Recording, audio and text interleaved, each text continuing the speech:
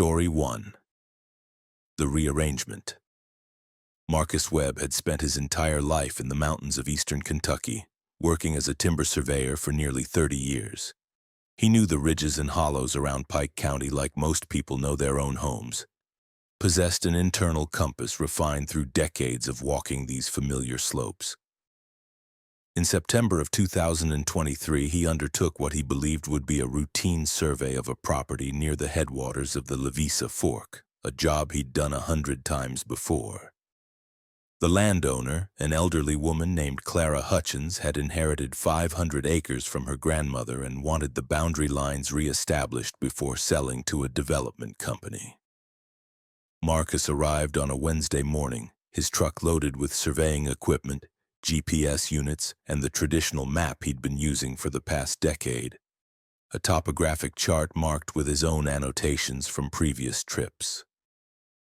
The weather that morning was perfect for fieldwork.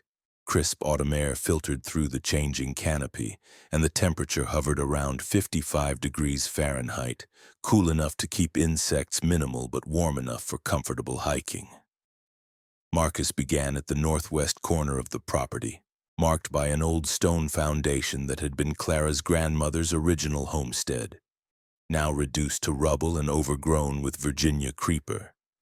He positioned his equipment and took his first readings, cross-referencing them with his GPS unit and the marked map. Everything aligned exactly as expected. The boundary lines he'd established 20 years prior during his last survey of this land remained consistent with current measurements. This part of the job would be straightforward, he thought.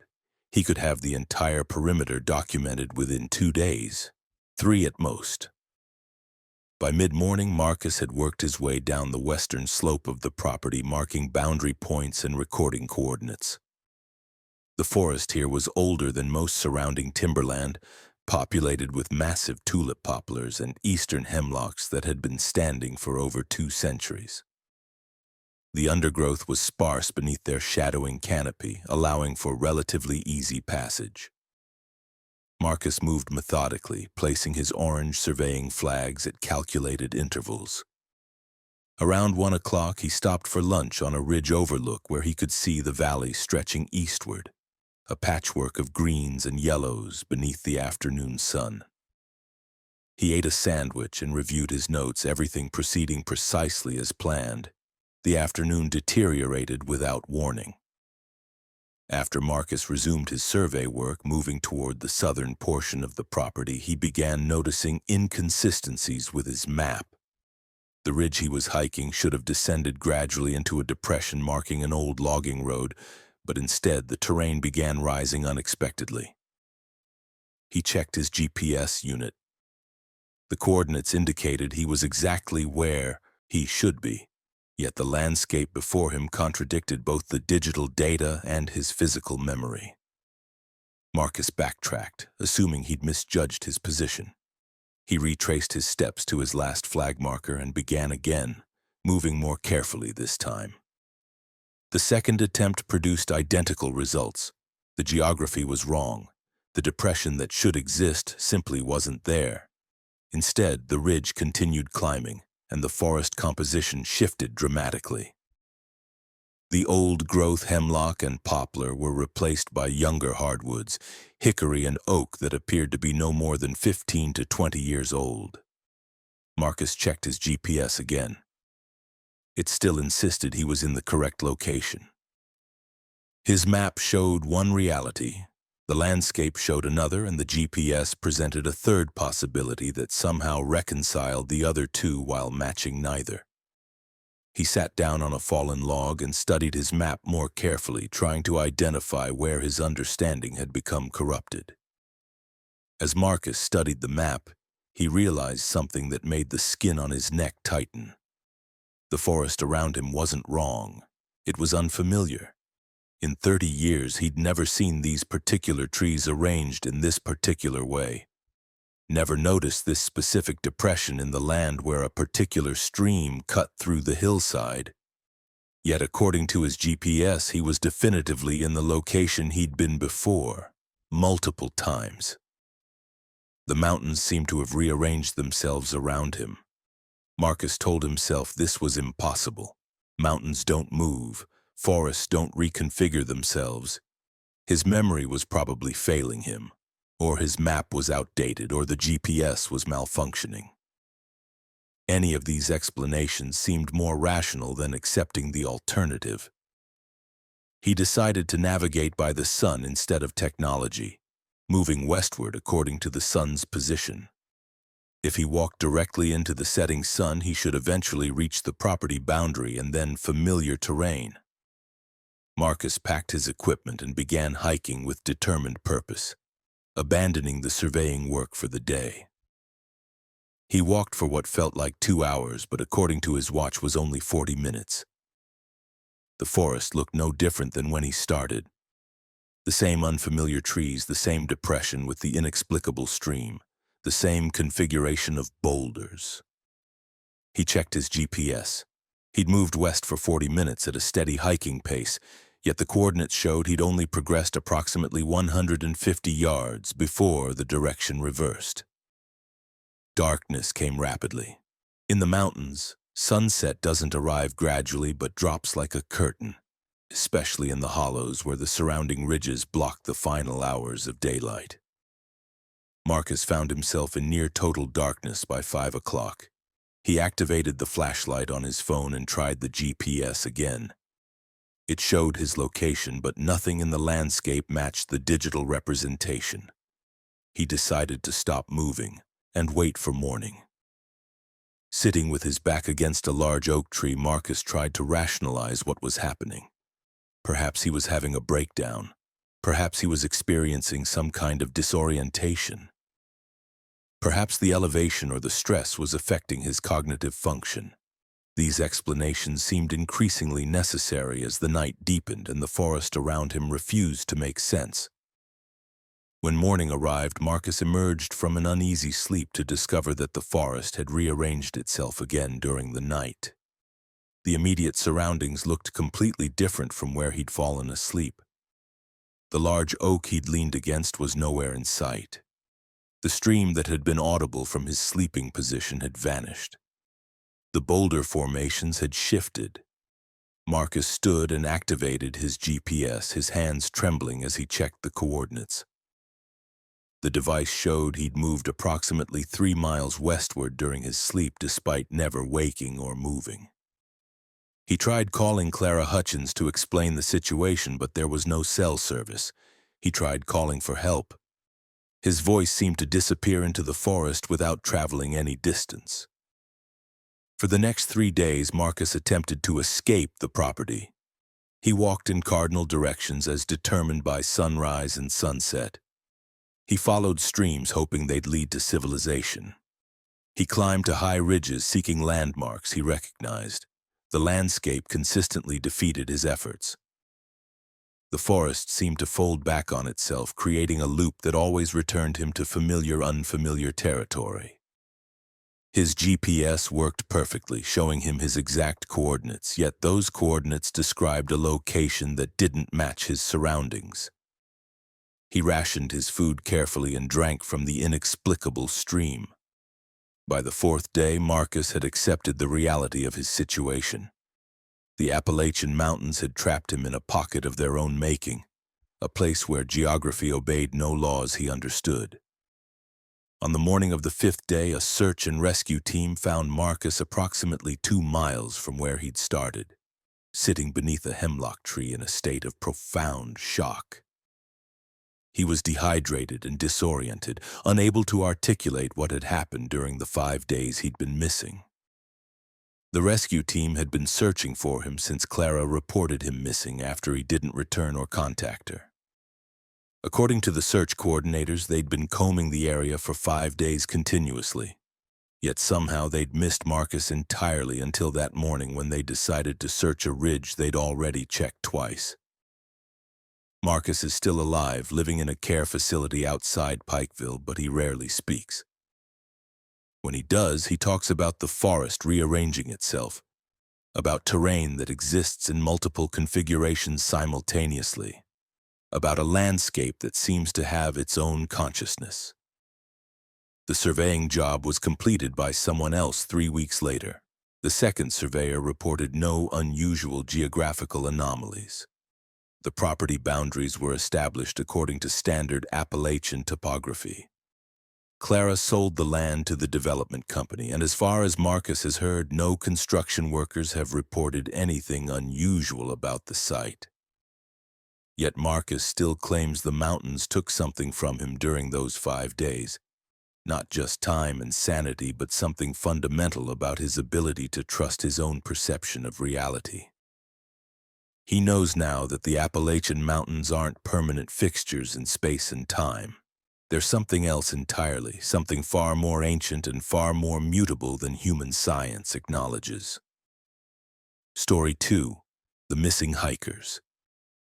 Catherine Price had been hiking the Appalachian Trail for 37 days when she encountered the other hikers near the Columkill Ridge Shelter in Tennessee. She'd started her northbound trek in early March from Springer Mountain, moving at a steady pace and enjoying the solitude that early-season hiking provided. By mid-April, she'd reached the Tennessee section, and the weather had shifted from winter to something approaching spring. The rhododendrons were beginning to bud, and the songbirds had returned to the mountains after their winter migration. Catherine was in excellent physical condition and making good time, averaging nearly 20 miles per day despite her solo status. The shelter where she met the hikers was situated on a ridge approximately 300 yards from the main trail, accessible via a short spur trail that descended into a small depression. Catherine had stopped there to filter water from a nearby stream and rest her feet during the afternoon heat. She was sitting on the shelter's platform when 3 other hikers emerged from the forest. 2 men and a woman, all appearing to be in their 60s or 70s. This was unusual. Catherine had passed very few hikers over the previous week, and she'd seen even fewer who were elderly and hiking so deep in the backcountry. These 3 appeared to be experienced, however.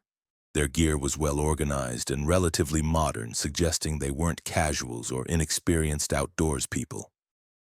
The woman approached first, introducing herself as Eleanor Marsh. She seemed friendly, if somewhat tired. Eleanor explained that she and her companions, a man named David Chen and another named Robert Talbot, were hiking a section of the trail together, moving southbound. They'd started a week prior at a point farther north and were making good progress. Eleanor noted that Catherine appeared to be moving quickly for a solo female hiker, and Catherine responded that she'd been on the trail for over a month and had developed good rhythm. The 3 hikers seemed to want conversation, which was unusual for long-distance hikers who were typically either solitary by nature or traveling with known companions. But Catherine welcomed the social interaction, and they spent the next hour talking about trail conditions, weather patterns, and their respective hiking experiences. As the afternoon progressed, Catherine noticed something odd about the 3 hikers' behavior. They seemed unusually interested in her itinerary and her timeline. Where was she headed? When did she plan to reach her next resupply point? How long did she intend to stay on the trail? Catherine answered their questions with the friendly openness typical of the hiking community, but she became increasingly aware of a certain tension in their inquiries. Eleanor mentioned that they'd started hiking together several weeks ago, and they'd been following the trail in a southbound direction the entire time. But when Catherine asked where they'd started, Eleanor hesitated.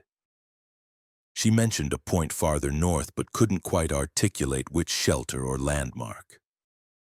David Chen quickly interjected with a different starting location. Robert Talbot offered yet another possibility. The 3 exchanged glances, and Catherine sensed confusion between them.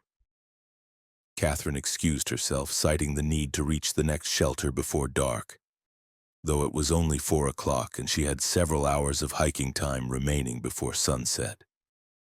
Something about the hikers unsettled her, not through any overt threat, but through a subtle wrongness she couldn't articulate. She packed her pack, refilled her water bottles, and departed the shelter.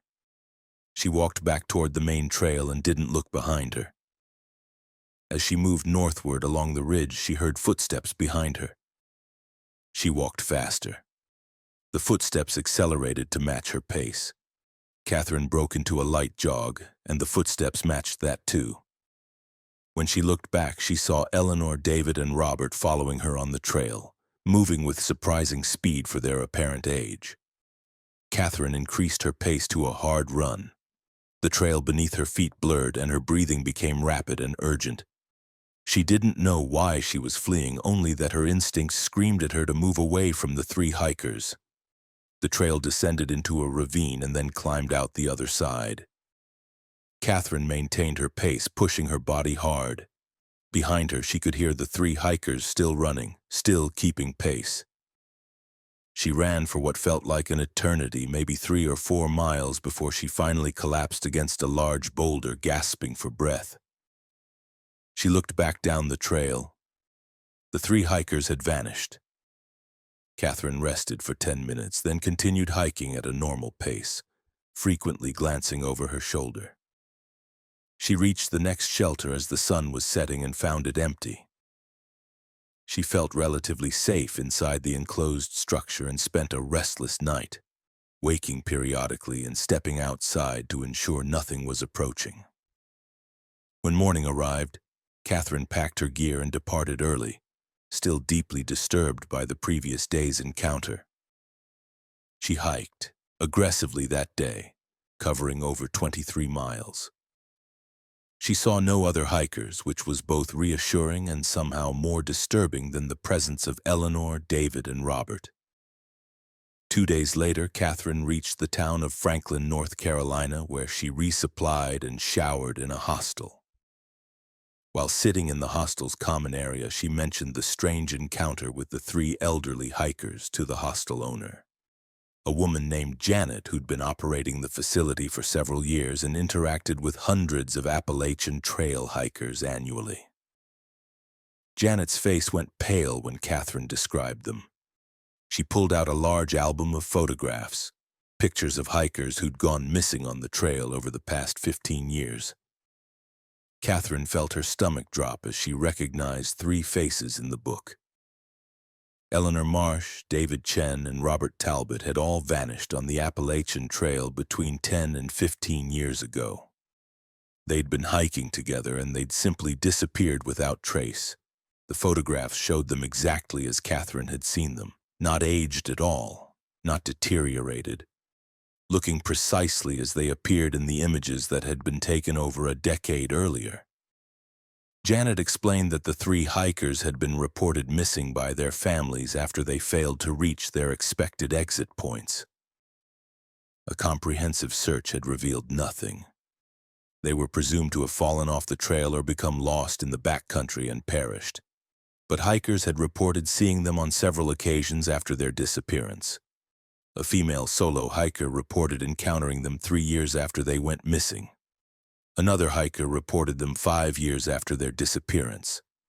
Always they asked the same questions about itineraries and destinations.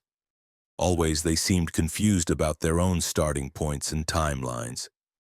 Always they disappeared or ran away before anyone could contact authorities.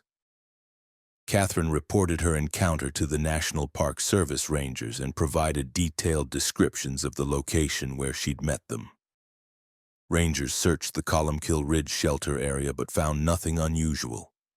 No evidence that anyone had been there recently. No trace of the 3 hikers. Catherine continued her hike but left the trail a week later, unable to shake the feeling that something fundamentally wrong had occurred. She'd encountered something that shouldn't exist. Hikers trapped in the mountains, aging impossibly slowly or not at all, forever asking the same questions of passing hikers about where they were going and when they'd arrive. Years later, Catherine occasionally hears reports of the 3 hikers from other Appalachian Trail users. Eleanor, David, and Robert continue to be spotted occasionally, always on the same section of trail, always wearing the same clothing, always asking the same questions. The hikers of the Appalachian Trail community have a name for them now, the Lost Ones, and experienced hikers routinely warn others to avoid encountering them. Catherine never returned to long-distance hiking, though she occasionally hikes day trails in her local area. She always stays close to her car, never goes more than a few miles from civilization, and never stays in backcountry shelters. She knows now that the Appalachian Mountains contain regions where time operates differently, places where people become trapped in eternal loops, asking variations of the same question to an endless procession of passing hikers. Story 3. The Thing in the Mine. Thomas Brennan was a geologist who'd spent the last 5 years researching the geological formations of the Appalachian Mountains, focusing particularly on the coal mining regions of West Virginia. He'd become fascinated by a series of unusual mineral deposits that appeared in several abandoned coal mines in Boone County, formations that didn't match any known mineral classification. In June of 2022, he secured access to the Blackwater Seam Mine, which had been abandoned since 1987. The mining company that owned the land had declared the site too unstable for commercial reopening and had installed basic safety barriers at the main entrance. Thomas had obtained permission to conduct geological sampling on the condition that he register his visits and follow strict safety protocols. The entrance to Blackwater Seam Mine yawned open like a mouth in the mountainside, a dark cavern that descended into the earth. The timber supports at the entrance were weathered and cracked, and sections of the wooden frame had collapsed entirely. Thomas had brought specialized equipment: headlamp, respirator, geological sampling kits, and a rope secured to a permanent anchor point established by the mining company decades earlier. He was experienced in mine exploration and understood the hazards. He moved carefully into the entrance tunnel, checking the rope behind him and ensuring his equipment was functioning properly. The headlamp cast a cone of yellow light into the darkness, revealing coal dust particles suspended in the air and the rough texture of the mine walls. The main tunnel extended deeper into the mountain, descending at a gradual angle. Thomas had consulted mine surveys from the original operation and understood the basic layout. The tunnel would descend for approximately 800 meters before reaching the primary extraction chamber where the main seams had been harvested. Secondary tunnels branched off periodically, leading to smaller extraction areas. According to the original surveys, the unusual mineral deposits Thomas was investigating were located in the deepest section of the primary chamber, near a geological anomaly that hadn't been fully explored during the commercial mining operation. The mine had been abandoned suddenly in 1987, and the reason remained unclear in the historical records. The company's official statement cited economic considerations, but Thomas had found references to equipment failures and worker injuries that seemed disproportionate to the hazards inherent in coal mining. After approximately 30 minutes of careful descent, Thomas reached the primary chamber. The space opened up dramatically, a cavern roughly 100 meters across and 40 meters high, supported by the massive timber and steel infrastructure of industrial coal mining. The chamber was partially flooded, water covering the lowest sections to a depth of approximately 1 meter. Thomas had anticipated this. Many abandoned mines flooded over time. He carefully moved along a series of elevated timber platforms that had been constructed for worker access. The water below was dark and still, disturbed occasionally by his movements or the dripping of water from the ceiling. The unusual mineral deposits appeared on the chamber's far wall, accessible via a narrow platform pathway that skirted the edge of the flooded section. Thomas moved carefully along this path, his headlamp illuminating the wall surface. When he reached the deposit area, he stopped and stared. The formations were extraordinary, crystalline structures that seemed to glow faintly with their own internal luminescence, despite the absence of any light source. The crystal formations appeared to be distributed across an area approximately 10 meters wide and 5 meters tall. They ranged in color from deep violet to pale blue, with some formations displaying an almost opalescent quality. Thomas had never seen anything like it in any geological reference material or scientific publication. He began his sampling work, carefully extracting small crystal fragments using specialized geological tools. The crystals were surprisingly soft, almost friable, disintegrating slightly under the pressure of his collection tools. He placed the samples in specially prepared containers and documented their location and orientation using high-resolution photography and precise coordinate measurements. The work was meticulous and time-consuming. He spent nearly 2 hours collecting samples and documentation. It was during this intensive work that Thomas first heard the sound. It was faint at first, a kind of soft rustling that might have been water movement or the settling of the mine structure.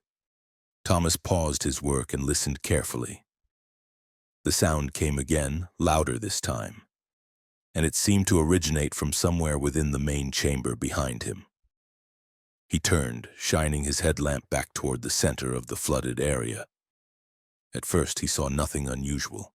The water was still. The timber supports were motionless. Then the water began to move.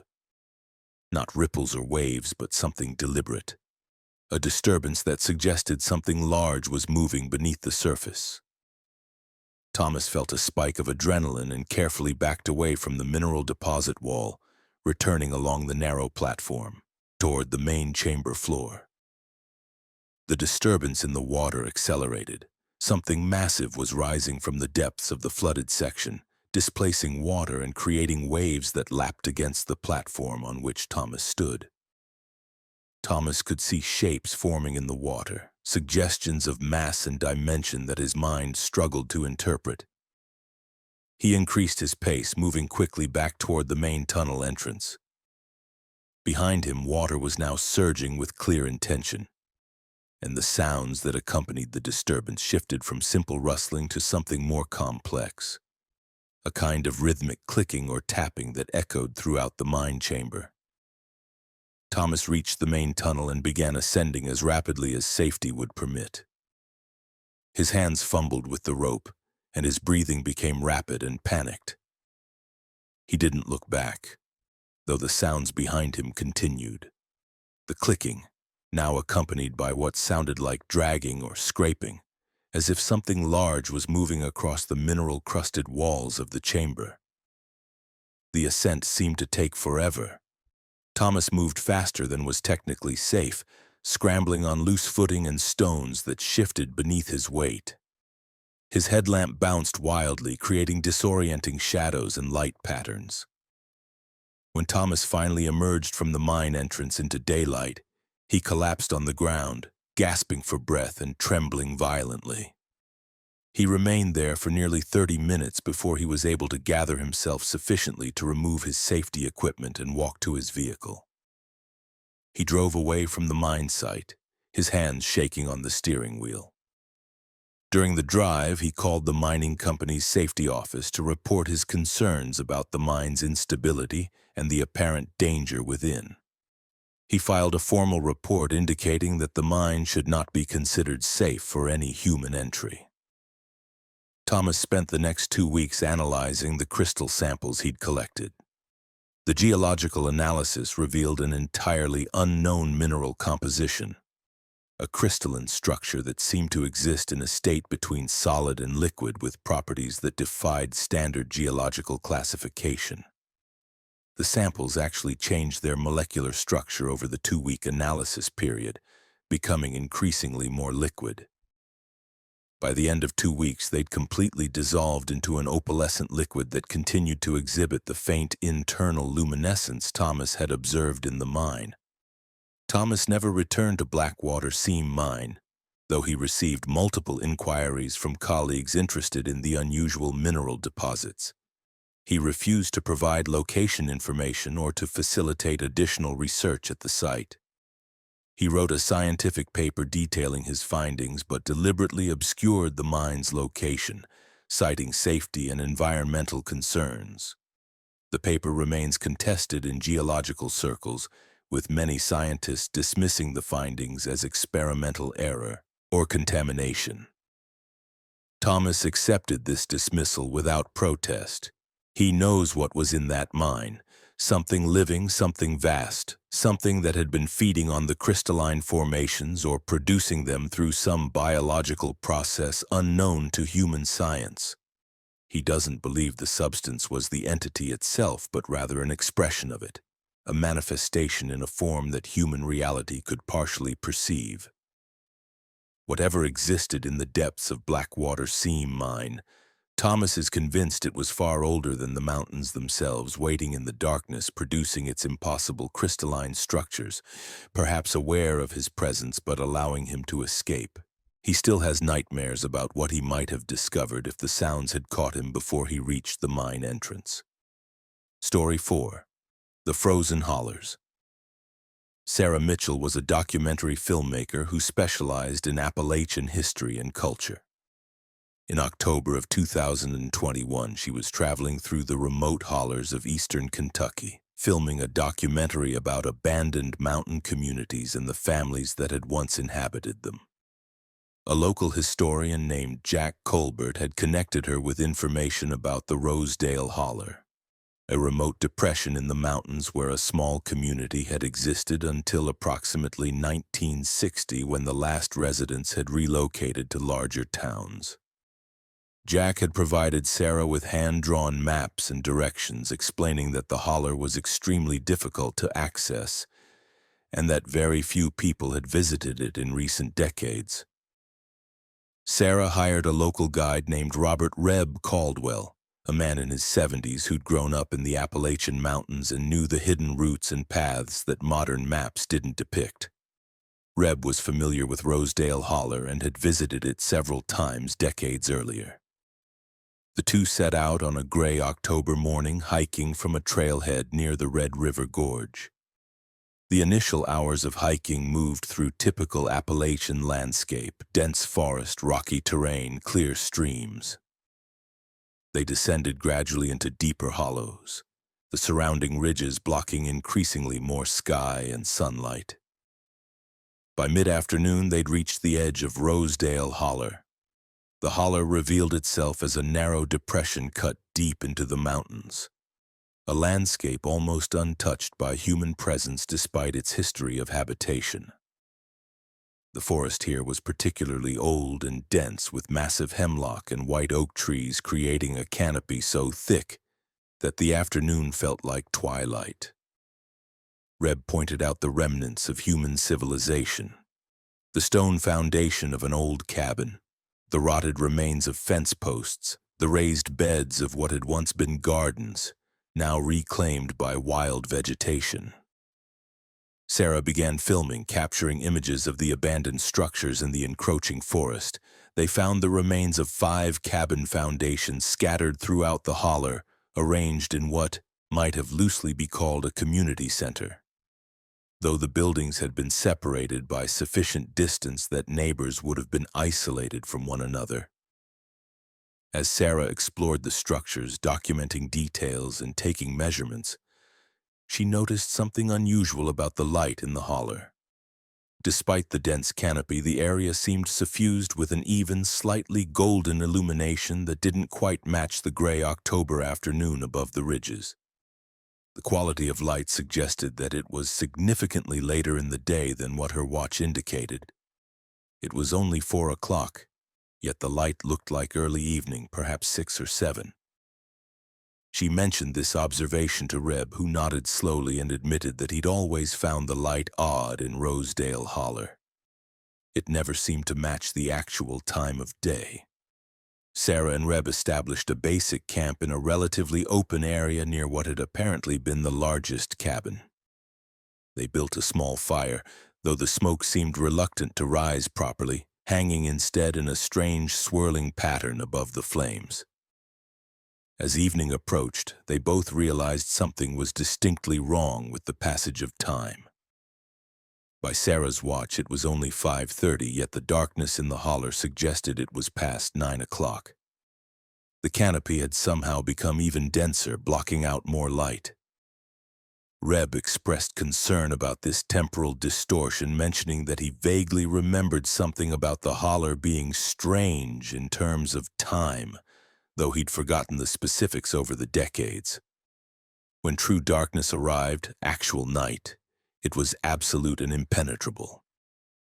Their flashlights seemed to barely penetrate the darkness, the beams appearing to fade and dissipate within a few meters rather than traveling the full distance they should have. Sarah found this darkness disorienting in a way she couldn't rationally explain. The darkness seemed almost solid, as if it had physical substance and presence.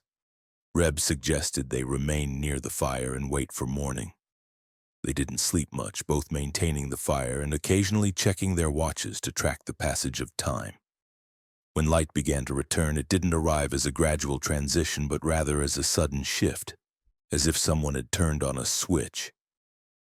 The darkness was replaced by the same golden twilight that had been present in the late afternoon. Sarah checked her watch. 6:30 in the morning.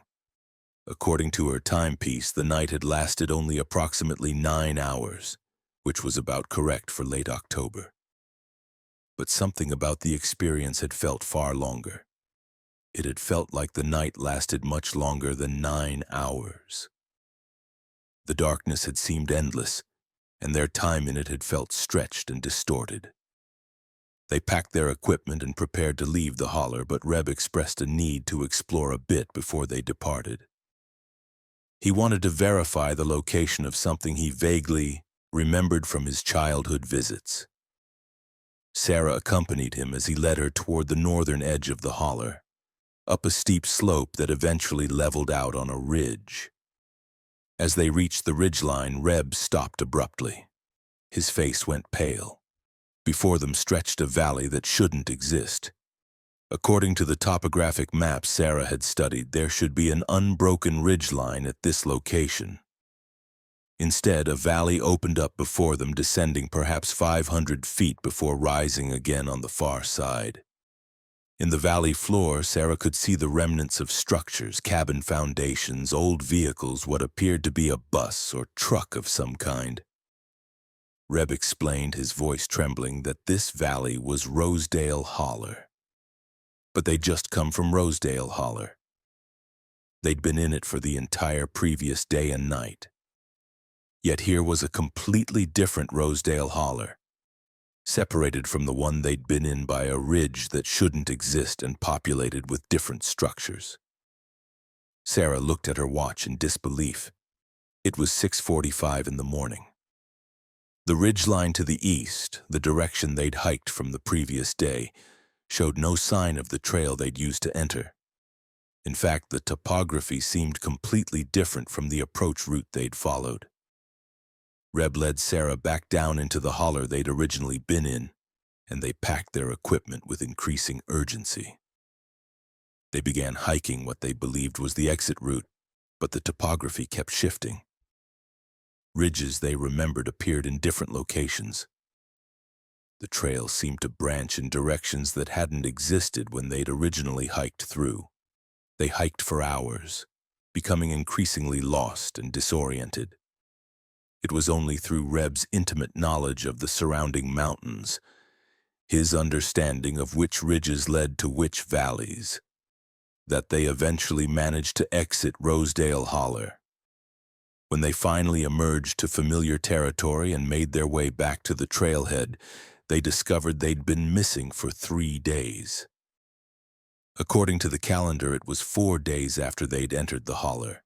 Sarah's documentary equipment contained only 1 day of filming, despite what felt like minimal actual filming time. Reb has never returned to Rosedale Holler, though he occasionally receives inquiries about it. He always refuses to provide directions or guidance. Sarah completed her documentary about Appalachian communities, but she omitted all footage from Rosedale Holler. When asked about her time there, she provides vague responses about technical difficulties with equipment and insufficient access. She knows now that Rosedale Holler exists in a different temporal configuration than the surrounding mountains, that time moves differently within its boundaries, and that the holler exists in multiple versions of itself simultaneously, separated by ridgelines that appear and disappear according to rules that human geography doesn't understand. Story 5. The Singing Stone. Daniel Garrett was a geologist and amateur historian who'd become interested in Native American history in the Appalachian Mountains. In late spring of 2023, he traveled to a remote area near the Blue Ridge Mountains in North Carolina to investigate a series of rock formations that had been referenced in historical journals from the 1920s. These journals mentioned a massive standing stone in a remote area that allegedly produced sounds, a phenomenon the original authors attributed to wind and stone interaction, though the description suggested something potentially more unusual. Daniel had spent 2 years researching historical references and cross-referencing topographic data to pinpoint the location of this stone. He believed he'd finally identified it, a location approximately 8 miles from the nearest established trail, requiring significant bushwhacking through dense forest. Daniel set out on a Friday morning, planning a 3-day expedition to reach the stone, examine it thoroughly, and return. He was well-equipped and experienced in backcountry navigation. The first day proceeded without incident. He descended into increasingly deep hollers, crossing several streams and navigating through old-growth forest. By evening of the first day, he'd covered approximately 8 miles and estimated he was perhaps 3 miles from the stone's projected location. He established camp near a small waterfall that provided fresh water, and he spent the night under clear skies, sleeping well and waking refreshed the following morning. The second day proved more challenging.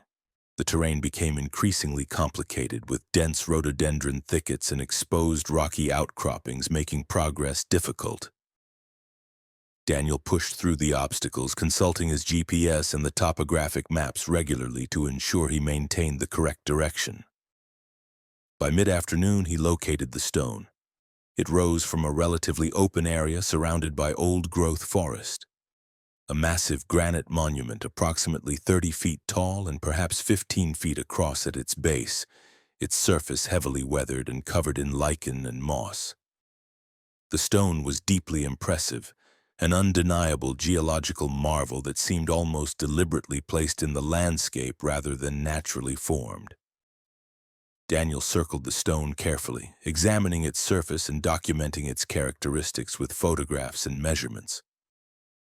The stone appeared to be isolated.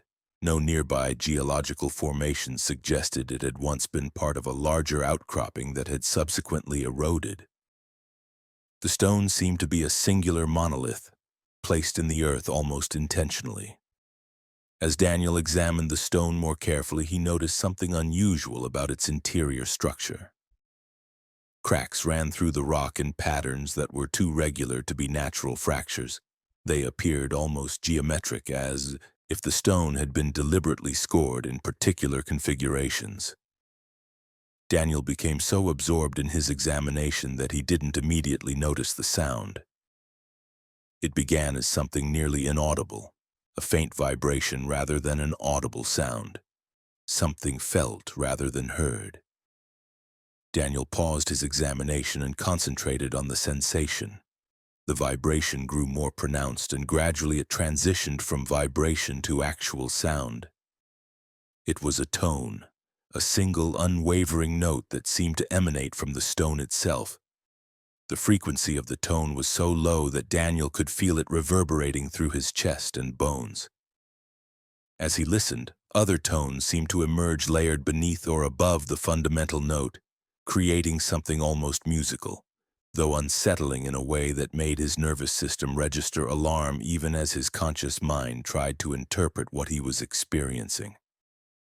Daniel backed away from the stone, his mind struggling to explain what he was hearing. The stone was producing sound, acoustic vibration that seemed to have no apparent source. Could it be wind moving through the cracks he'd observed? But there was no wind this afternoon. The forest was still, Could it be thermal expansion or contraction causing the rock to shift? It was afternoon and the temperature was stable. The sounds continued, layered, complex, almost melodic, but fundamentally disturbing in ways Daniel couldn't articulate. His instinct screamed at him to leave the area, but his scientific curiosity compelled him to understand what he was experiencing. He pulled out his recording equipment, a high-quality audio device with sensitive microphones. He began recording the sounds emanating from the stone, positioning the microphone directly against the rock's surface. The stone's song seemed to respond to the microphone's proximity. The tones increased in complexity and in volume. Other frequencies emerged, creating a kind of symphony that was simultaneously beautiful and deeply unsettling. Daniel felt waves of emotion washing over him, sadness, longing, anger, a confusion of feelings that didn't seem to originate from his own psychological state but seemed to be transmitted by the sounds themselves. He recorded for approximately 30 minutes, during which time his emotional state deteriorated. He found himself crying, overwhelmed by a profound sadness that had no clear source. When Daniel turned off the recording device, the sounds from the stone shifted abruptly. The complex tones simplified into a single sustained note. Daniel turned the recording device back on, and the sounds immediately became more complex again. The stone seemed to be responding to the recording process, performing almost for the device.